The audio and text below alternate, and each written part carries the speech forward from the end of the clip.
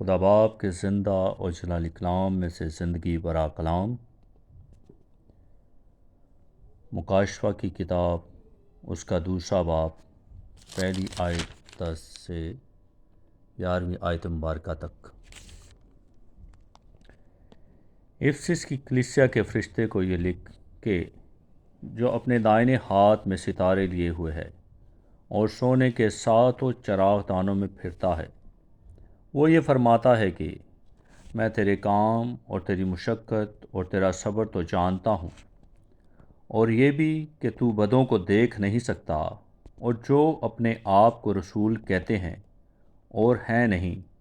تو نے ان کو آزما کر جھوٹا پایا، اور تو صبر کرتا ہے اور میرے نام کی خاطر مصیبت اٹھاتے اٹھاتے تھکا نہیں، مگر مجھ کو تجھ سے یہ شکایت ہے کہ تو نے اپنی پہلی سی محبت چھوڑ دی۔ بس خیال کر کہ تو کہاں سے گرا ہے، اور توبہ کر کے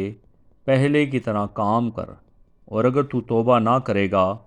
تو میں تیرے پاس آ کر تیرے چراغدان کو اس کی جگہ سے ہٹا دوں گا۔ البتہ تجھ میں یہ بات تو ہے کہ تو نیکولیکیوں کے کاموں سے نفرت رکھتا ہے، جن سے میں بھی نفرت رکھتا ہوں۔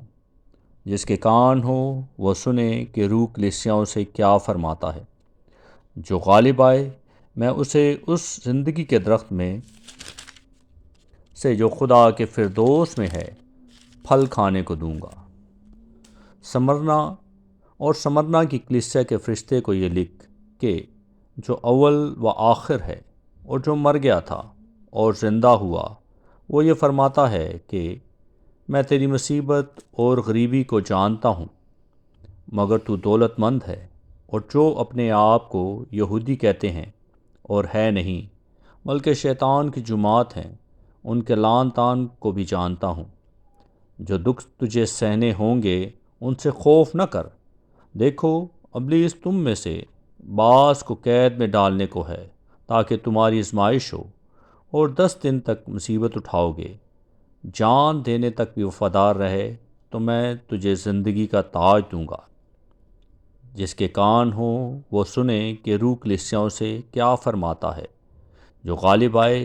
اس کو دوسری موت سے نقصان نہ پہنچے گا۔ پاکلام کے پڑھے اور سننے پر خداوند تعالیٰ کی برکت ہو، خداوند کا شکر ہو، آمین۔